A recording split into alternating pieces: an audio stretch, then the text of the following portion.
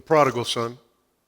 And my hope is this morning that you would see this story in a different way, a new way, and that in a way that only he could do, that God would use my words to illuminate your hearts and your souls and your minds with his message of truth and most importantly of love.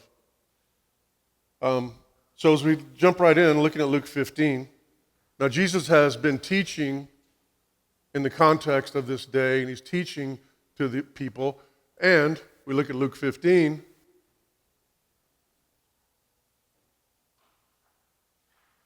Now all the tax collectors and the sinners were coming near to him to listen. So there's two people coming. Tax collectors and sinners who were social outcasts, rejects, losers, stressed out people with nothing to offer. Both the Pharisees and the scribes who were also coming to him, and they began grumbling, saying, "This man receives sinners and eats with them," which is absolutely verboten for a Jewish person to hang around the goyim, to hang around these filthy, unholy people. And Jesus is hanging around them. But this is not the real problem that they have. The real problem that they have is we've been talking about repentance these last few weeks in this season of Lent. And you remember what repentance is, right? It's not this cognitive awareness and this decision I make, but it's this transformation of here. And Jesus is telling people in this transformation of here, we can have relationship with God. And the Jewish people are appalled by this idea because they are the biological descendants of Abraham, the chosen people. They are men who are circumcised as God made a covenant with Abraham.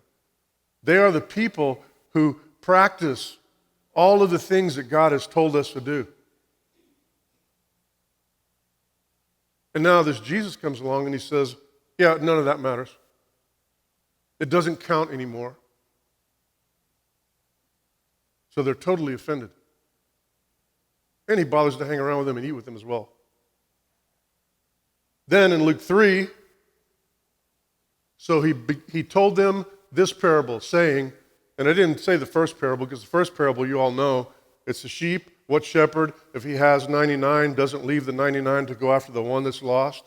And then he tells another parable about the lady who lost a coin, and she scours her house looking for the coin.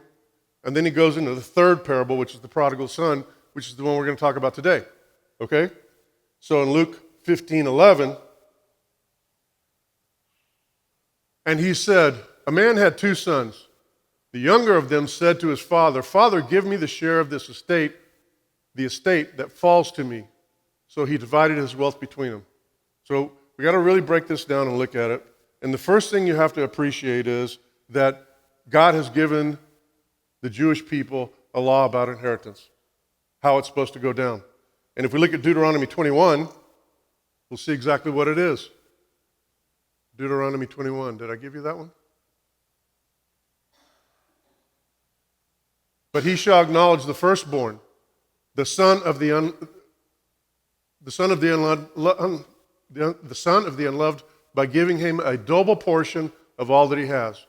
For he is the beginning of his strength. To him belongs the right of the firstborn. So if there's an inheritance, the firstborn son receives a double portion. So if there's three, you divide the pie three ways, and the older son gets two. If there's four, you keep dividing it, but the older son gets more. That's the law. And this younger son, if we go back to the text, in verse 11, Luke 15:11, a man had two sons. The younger of them said to his father, "Father, give me the share of the estate that falls to me." So he divided his wealth between them. What you have to appreciate here is what's going on. My parents are there, and if I went to them right now and said, "Give me my inheritance," I'm pretty sure you all would be offended, right? How ruthless are you? Because they sit right there and they're alive, right? In Jewish culture, if I do that, guess what happens? You all get together and drag me out of this place and kick my butt out and say, "You are not welcome here. You are not welcome to be part of Oikos anymore. And then Nelson and Stace, all the men, they go another step and drag me over to the 610 underneath the 610 overpass and beat me to a pulp, possibly killing me. Because according to God's law, that's the consequences of me doing that. Okay? Understand the severity of what this young man is doing. He is insulting his father and basically saying, I wish you were dead. Now, I know that you all are good Christians, and never in your life did you ever, with your parents, do something and say something to them like, I hate you. Or never did you think, I can't wait to get away from you. I remember a few weeks ago, I can't remember the exact story, but I remember, Aaron, you told us a story about you and your mom, and one time you said something very hurtful to her. I don't remember the story, but I think if he can do it, maybe it's true of y'all too. It's not of me because I'm an only child, like Jesus, No, you know, right? I've done that as well, right? So we know what that's like. But in this case, the young man is saying, give me what is mine. And here's the deal, is that neither I with my parents or any of us with our parents or even with God have a right to say, give me what's mine. Because it belongs to God. It belongs to my parents. If they choose to give me on their own, that's something different. But they owe me nothing. God owes me nothing. And think of the gall to come and say, give me. Not ask, but give me and demand. How insulting this is to the Father. And what the consequences are in that culture. But look what the Father does. Going back to verse 11, he says, so he divided his wealth between them.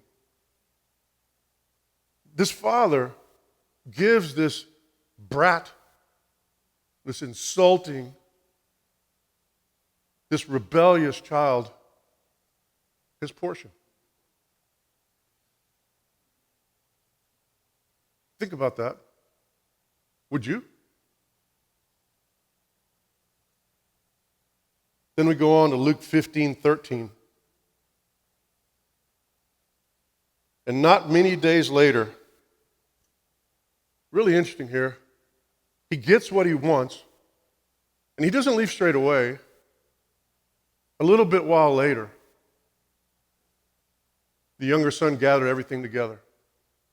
Here's the point. You and I come up with these plans in our mind. This young man had a plan, right? I'm going to take my estate and I'm going to go.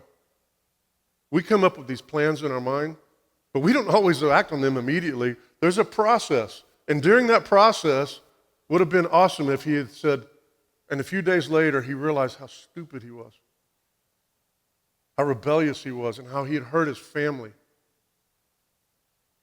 But in that process, when he had a chance to repent, he doesn't. Because he has a plan. The younger son gathered everything together and went on a journey into a distant country. You got to appreciate here, he went on a journey far, far, far away from his father. He didn't want his father visiting on weekends. He didn't want the neighbors to bump into him and go back to his dad. He wanted to go to a place where there was no connection whatsoever from his father. Can you see that? Far away. And there, he squandered his estate with loose living. And we get a little bit judgmental here, but here's the deal. This squandered of loose living, the illustration would be if I take some leaves and throw it up in the air and the wind blows it. Okay? But it doesn't say what that means, what he did. Maybe, it's possible, the story doesn't tell us this, but what if he went to this new land far, far away and he has his estate and he decides, I'm going to start a farm. I know how to do farming. My dad taught me. I'm going to start my own farm. What if he did that? Or what if in this new place he didn't know anybody and he said, well, a great way to meet people, I'm going to start a restaurant and a bar. That will get me into the community. What if he went there and he didn't know anybody and trying to find friends, he just had a good time? We don't know exactly what happened, but I want you to hold on to the fact that we don't know exactly what happened for a moment.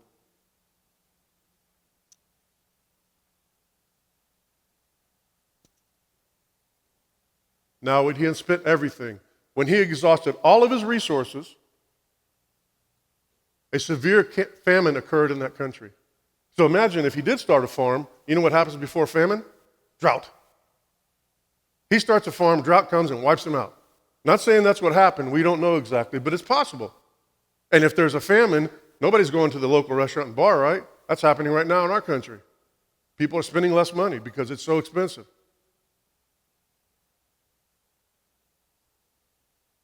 And by the way, the famine, how wide is the famine? It's the whole country, right? It's not just him. It's the entire country. And he began to be impoverished. I used all my resources. I've got nothing. We're in a famine now. There is nothing. I'm alone with no one I know in a strange place.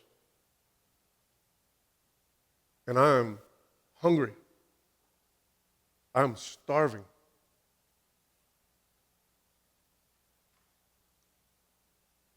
Luke 15:14.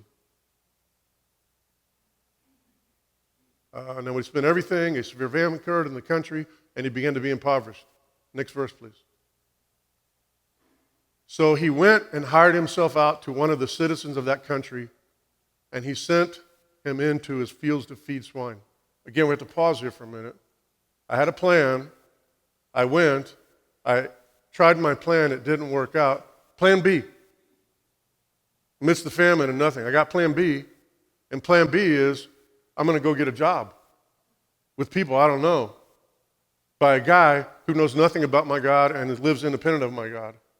And because they know I'm one of these Jewish characters, I'm a weirdo. And on the possibilities of job, they give me the worst job available. I mean, socially, the worst, lowest job, feeding the pigs. But by the way, I think you all know something about how Jews feel about pigs. It is unholy, it's unclean. God says have nothing to do with it. It's immoral. He has compromised himself now beyond imagination. And everything that he's taught and believed. And he would have gladly filled his stomach with the pods that the swine were eating. And no one was giving him anything. No one was giving anything to him. I mean, do you see, can you feel the desperation of this guy? And he's got no one. No one. He is alone. Just like he wanted, right? And this is where he is now, this position in life. And no one has given him anything. And he wished he could eat what the pigs were eating. Maybe you know that point in your life when there's nothing and there's no one, and you know what the next thought is? Being honest. I should just go ahead and take my life. Right? Be done with this. I have messed it up so bad. I'm in such a faraway place with nothing, so why not just take my own life? Next verse, please. But when he came to his senses, you got to love this, right? He was out of his senses. Now he comes to his senses. Plan C. Leave it on the next piece first. How many of my father's hired men have more than enough bread, but I am dying here with hunger? I will get up and go to my father and will say to him, Father, I've sinned against heaven and in your sight. I am no longer worthy to be called your son. Make me as one of your hired men. Plan C. I'm going to go back, and I'm going to make amends. I'm going to start at a job, and I'm going to pay my dad back. What we don't know, and it doesn't tell us this, is what was really his motivation. We tend to think, he was so sorrowful, he had so much contrition, that's why he went back. It doesn't tell us that. He had plan C. What I'm going to do is I'm going to go back and make it right with God, my father. I'll go get just a job, and then I can pay him back for the inheritance that I squandered. Right? Can you see that? Next verse. So he got up and came to his father. But while he was still a long way off, what would you figure if someone is a long way off and you could still see them? Quarter of a mile? Half a mile? You pick a number. A mile away? It's a far away. It's not like he's not at the baptismal font. He's far away. And his father sees him. What does that tell you? He'd been looking. Yes, the father had been looking the entire time.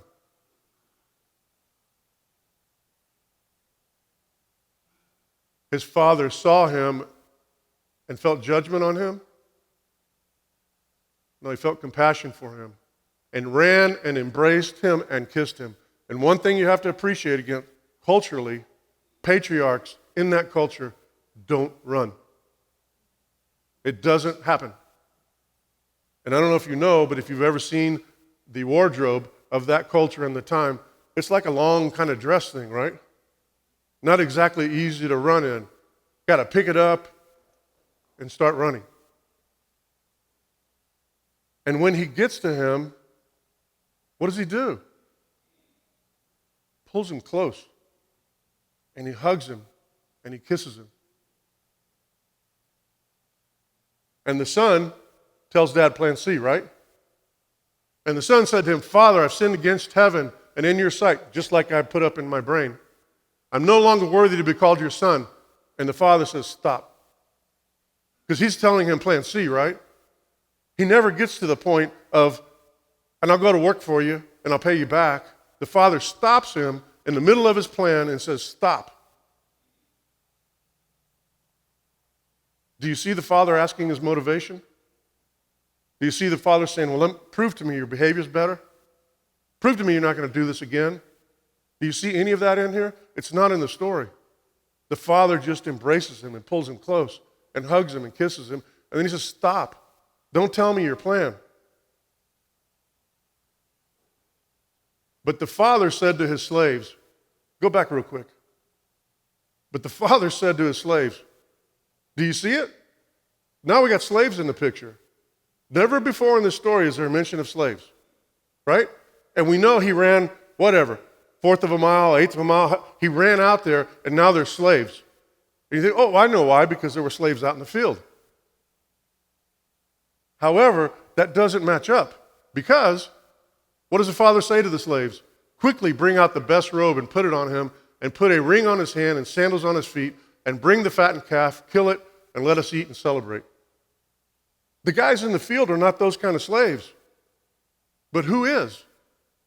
The people in the house.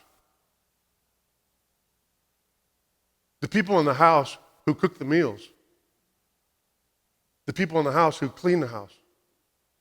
So what does that tell you? When he ran, whatever distance you would like to say, and he turns and he sees the slaves from the house, where are they? They're out with the father. And what I want you to appreciate is the slaves of the house would have been there when the brothers were born. The slaves of the house would have helped to raise these boys. The slaves of the house, I'm going to give you a real story. When I'm a little kid, small, and my mom is working, needs somebody to take care of me during the day when she's at work. And her second oldest sister refers her to a husband and wife in Pasadena who don't have kids and are told they can't have kids that will take care of me. And I go to Chowa and Tony's house every morning while my mom's at work, and she picks me up at the night. And they feed me and they take care of me. Tony goes to work, Chowa takes care of me, and they can't have their own kids. So they take care of me like their own. And the amazing part of the story is, eventually, in spite of what doctors told them, they have 2 kids. But the more amazing part of the story is that we move to Clear Lake, and a couple of times after that, before they both die, I saw Chowa and Tony when I was a young man or whatever. But guess what? In the end, for Chowa,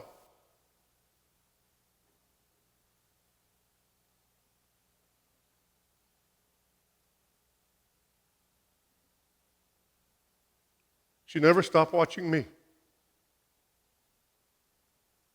She knew what was going on with me.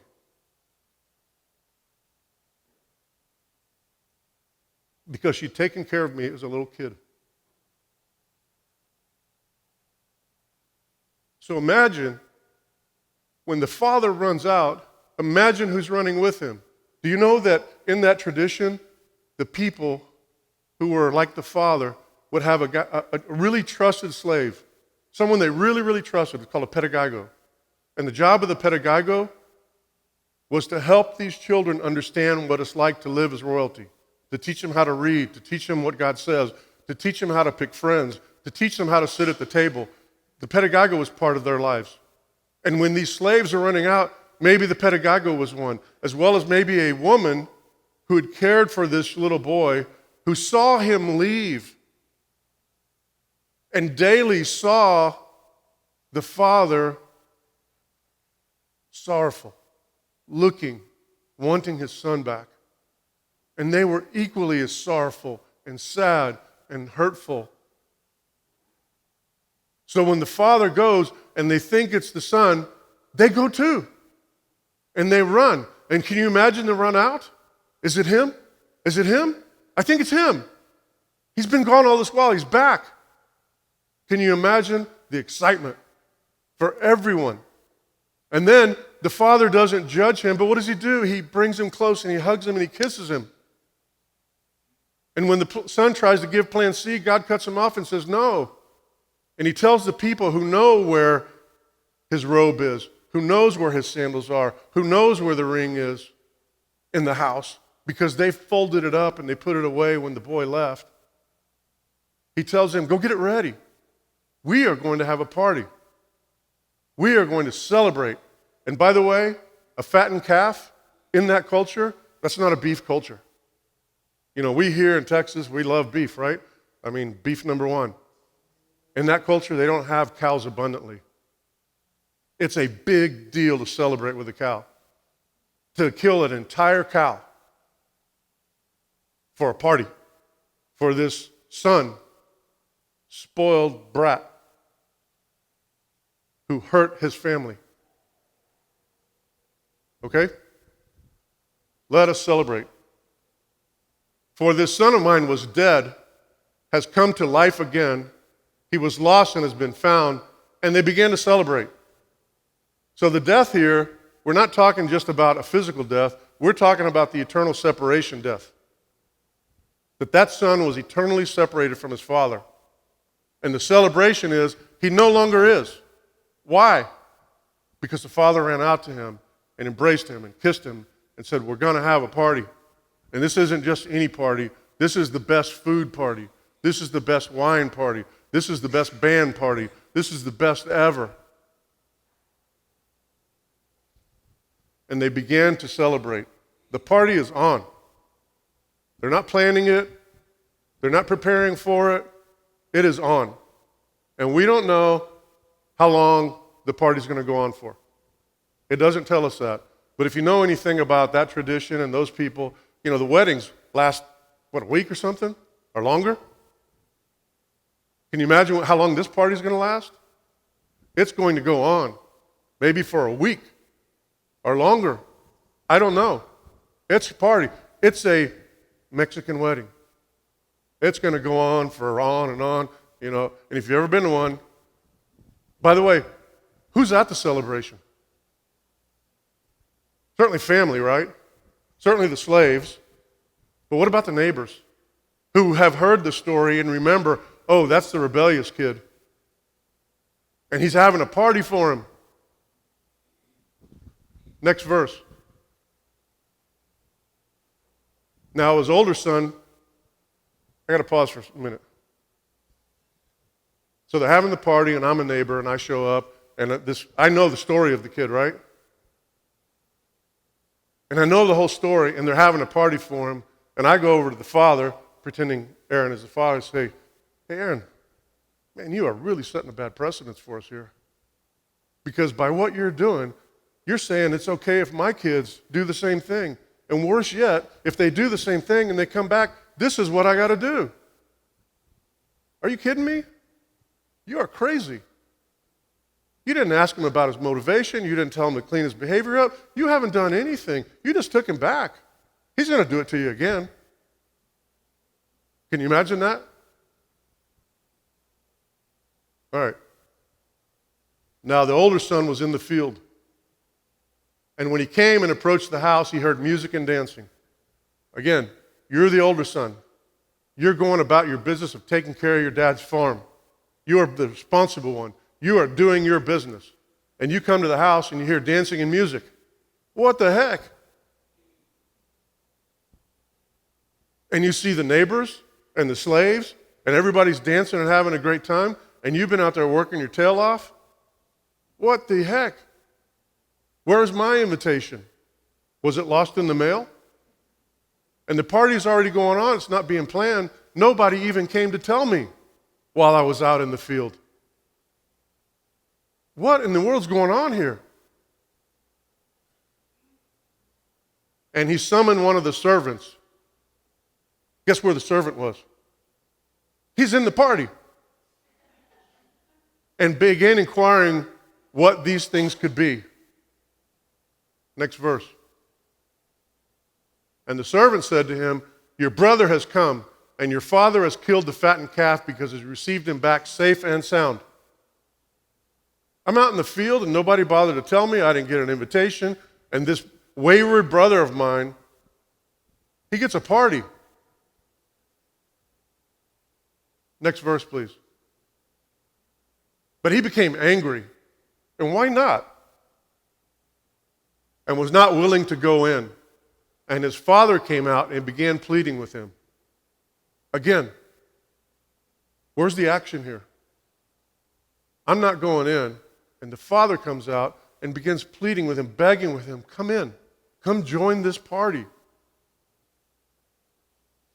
Who's doing the action here? Who ran to the kid and hugged and kissed him? Who cut him off and said, no plan C? Who's throwing the party? But he answered and said to his father, look. You got to appreciate the look here. It's his father.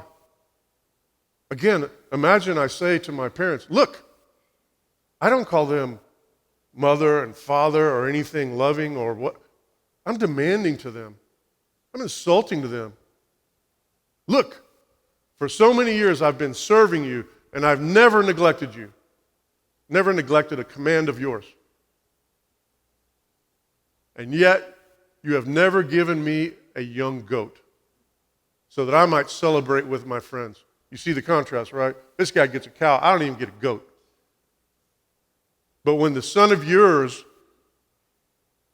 maybe some parents have done that before to their spouse, your son, your daughter, this is worse.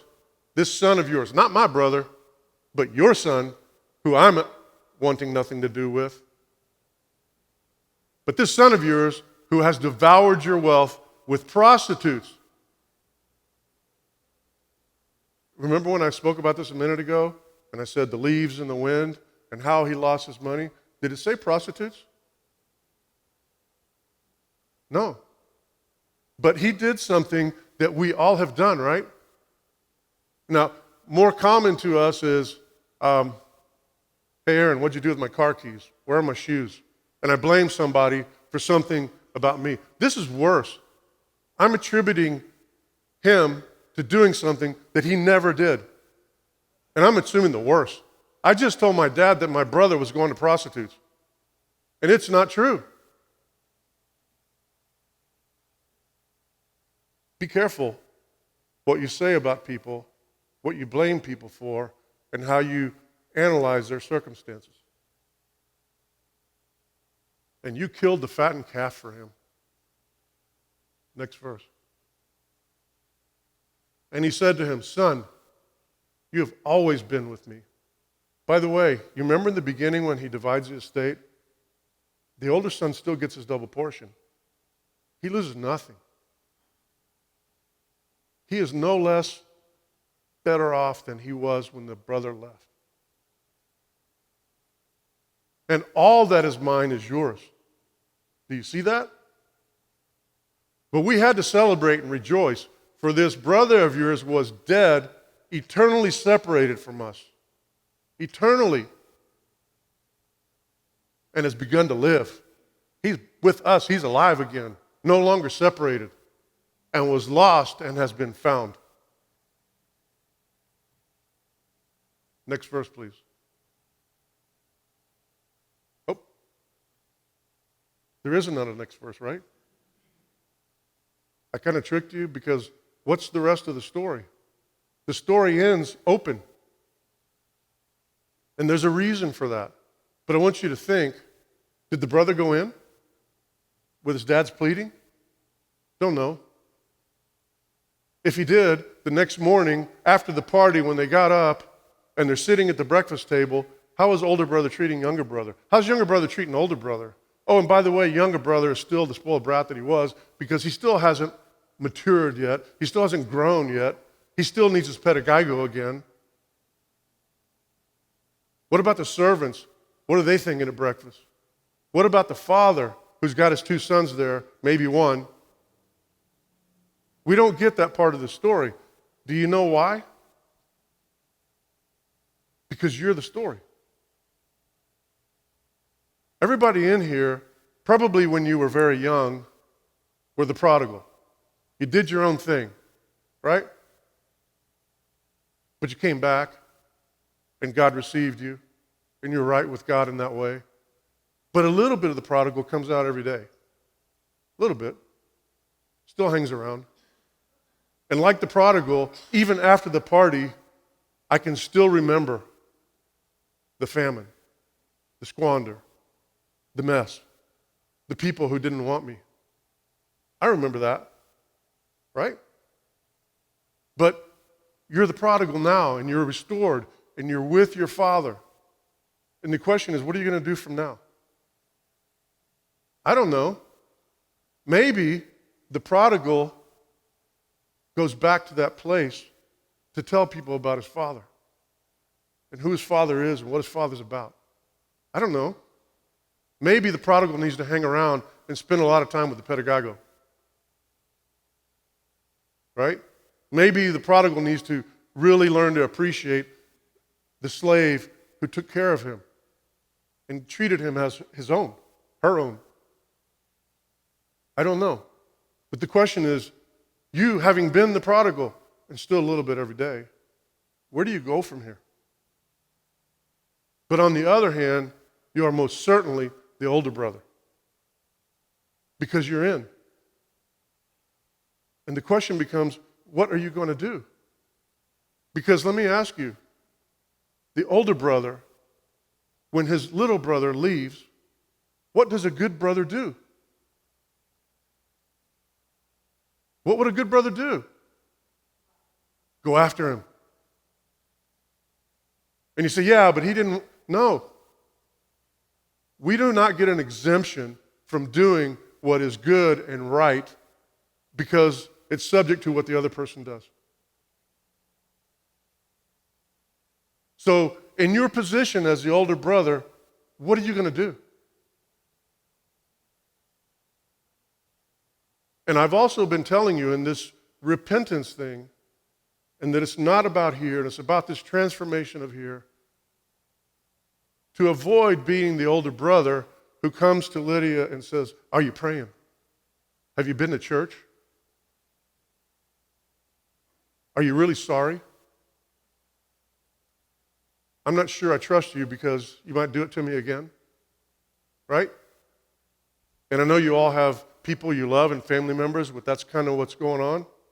Should I really trust this person? They're going to do it again.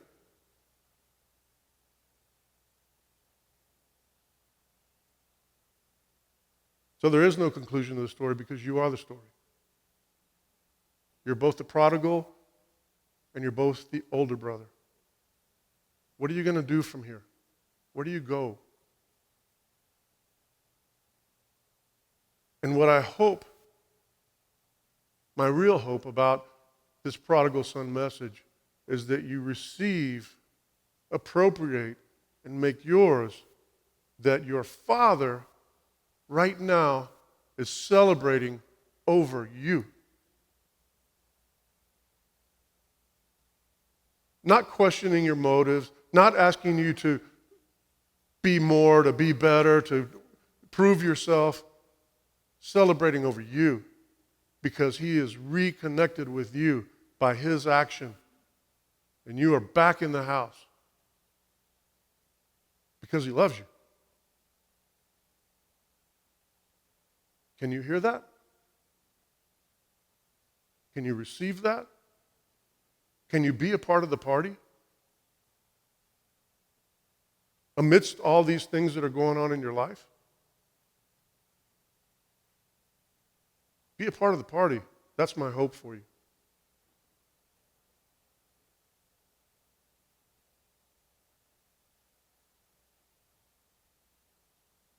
I've been thinking about this one thing that I kind of wanted to mention to you as well, in the context of what I just said. So I'm always thankful that Aaron entrusts me to have this responsibility within Oikos. And I'm equally thankful that you allow me, tolerate me, stay here,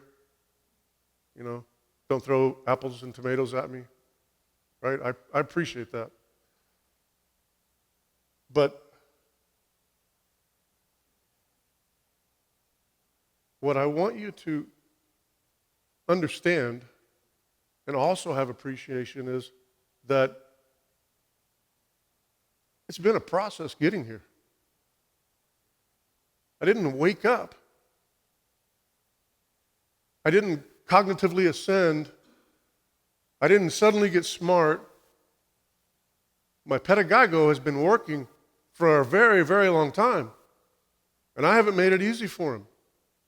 And if you were to be able to see the movie of my life, you'd say, oh my gosh, what an epic failure. The reason I'm telling you this is not that you would feel some sorrow for me or something, but I want you to realize that I got nothing. I really don't. And my hope is, as I pray, that my words would be God's words that he would use to illuminate your hearts and your minds with his truth and his love, and that somehow in my ongoing life, whether it's with my parents or my daughter or Sylvia or Nelson or all of you, that what you would see is not the reprobate, not the prodigal that lives in me, but what God is doing in me. And that I would be able to celebrate what God is doing. And I would be a part of the celebration, as would you. Whether you're a neighbor or a family member or whatever, you would see what God is doing and you would say, that's worth a party. And that my life would point to him on the cross. That's my hope. And I want you to understand that because it's the same for you. I don't want you to think that I have my act together, because I don't. It's the same for you. It's the question of what is God doing in your life as the prodigal and as the older brother? Where is God leading you? Who's God wanting you to love? Who's God putting in your life? Well, I hope you can feel that and receive that and know that your life is really important. I don't know what God's doing in your life, but I know he's doing something.